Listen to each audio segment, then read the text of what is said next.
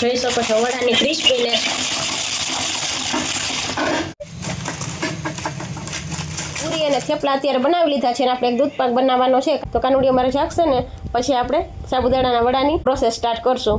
સાબુદાણા પલળે ને એટલું જ પાણી એડ કરી અને આપણે પલાળી દેવાના છે। ચલો ફટાફટ બધું સરસ રીતે મિક્સ કરી લેવાનું છે।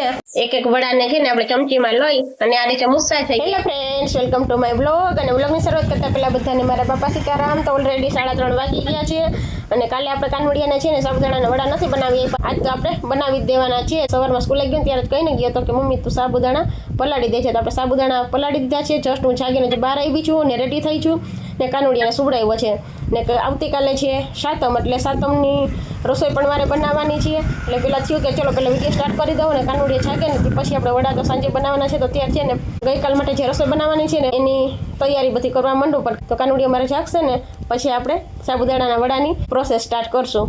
કાલે છે સાતમ, તો સાતમ માટે મેં છે ને પૂરી અને થેપલા અત્યારે બનાવી લીધા છે અને આપણે એક દૂધ પાક બનાવવાનો છે। કાનુડિયાને દૂધ પાક ખાવો છે, કહે કે મમ્મી દૂધ પાક બનાવીને રાખી દે ફ્રીજમાં, એટલે ઠંડો મારે કે દૂધ પાક ખાવો છે। તો આપણે હવે દૂધ પાક એક બાકી છે, તો કાલ માટે આપણે દૂધ પાક એક બનાવી નાખશું ને અત્યારે આપણે સાબુદાણાના વડા બનાવવાના છે। ઓલરેડી 5:30 વાગી ગયા છે, તો ફટાફટ એનો વિડીયો આપણે શૂટ કરવાનો છે ને, તો પહેલા સાબુદાણાના વડા બનાવી લઈએ ફટાફટ અને પછી દૂધ પાક નિરાતે હું બનાવીશ। તો ચલો હવે છે ને સાબુદાણા વડાની પ્રોસેસ સ્ટાર્ટ કરી દઈએ। જોઈ શકો છો સાબુદાણાના વડા બનાવવા માટે મેં છે ને સવારમાં નહીં પણ બપોરે છે ને મેં સાબુદાણાને પલાળ્યા હતા। 11-11:30 છે ને મને યાદ આવ્યું ત્યારે મેં સાબુદાણાને પલાળ્યા હતા અને સાબુદાણા પલળે ને એટલું જ આપણે પાણી પણ નાખ્યું હતું અને જોઈ શકો છો એકદમ સોફ્ટ પણ થઈ ગયા છે અને સાબુદાણા ફૂલી પણ ગયા છે। જોઈ શકો છો જરા પણ છે ને આપણે સાબુદાણામાં પાણી છે નહીં, તો આ રીતે છે ને એકદમ સાબુદાણા પલળે ને એટલું જ પાણી એડ કરી અને આપણે પલાળી દેવાના છે। તો ચલો હવે છે ને સાબુદાણા તો ઓલમોસ્ટ આપણા રેડી પણ થઈ ગયા છે અને અહીંયા મેં બટેટા પણ બાફી લીધા છે। ફટાફટ છાલ ઉતારી અને છૂંદો કરી લઈએ। સાબુદાણા વડાને આપણે બનાવવાના છે એકદમ ચટપટા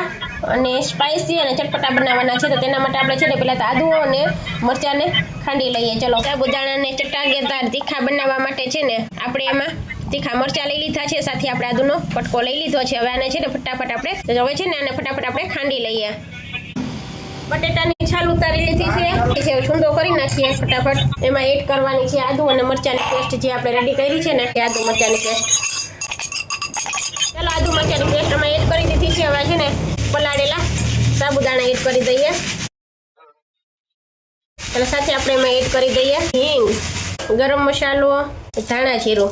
અમારે આજે વ્રત નથી ને એટલે વ્રત માટે નથી કરતા, એટલે તમે છે ને વ્રત માટે કરો ને તો આમાંથી જે વસ્તુ એડ ન કરાતી હોય ને સ્કીપ કરી શકો છો। ને સાથે આપણે લીંબુનો રસ અને ખાંડ એડ કરી દઈએ। ખાંડ ટેસ્ટ પ્રમાણે આપણે મીઠું એડ કરી દઈએ, ધાણા ભાજી એડ કરી દઈએ, ગ્રાઇન્ડર જારમાં લઈ લીધી છે ખારી શીંગ અને સાથે આપણે લઈ લઈએ તલ અને હવે આને છે ને ક્રશ કરવાના છે। તલ અને ખારી શીંગને આપણે ક્રશ કરી નાખીએ। ચાલો આપણે તલ અને શીંગનો ભૂકો પણ બની અને રેડી થઈ ગયો છે। હવે છે ને સાબુદાણા અને બટેટાનું મિશ્રણ રેડી કર્યું છે ને તલ અને શીંગનો ભૂકોમાં એડ કરી દઈએ આપણે। ચલો ફટાફટ બધું સરસ રીતે મિક્સ કરી લેવાનું। બધું સરસ રીતે મિક્સ પણ થઈ ગયું છે ને હવે છે ને આપણે એના ગોળ વડા વાળવાના છે, તો ફટાફટ છે ને હવે વડા વાળી લઈએ। આ રીતે ગોળ વડાને વાળી અને આપણે છે ને પ્લેટમાં મૂકતા જવા। ચાલો તો આ રીતે છે ને આપણે બધા જ વડાને વાળી લઈએ। જોઈ શકો છો આ રીતે છે ને વડાને વાળી લઈએ। ચાલો આપણે બધા જ વડા વડાઈ અને રેડી થઈ ગયા છે।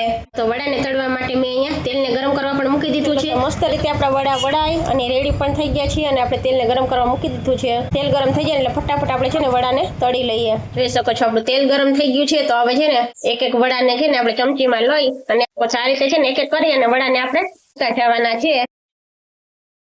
જોઈ શકો છો આ રીતે આપણે બધા જ વડા છે ને ગરમ તેલમાં મૂકી દીધા છે। વડાને છે ને આપણે મીડિયમ ટુ સ્લો ફ્લેમ પર તળી લેવાના છે।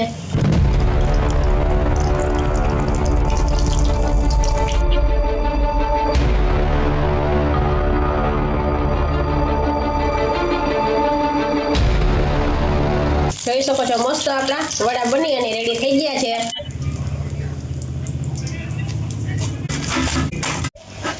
જોઈ શકો છો વડાની ક્રિસ્પીનેસ।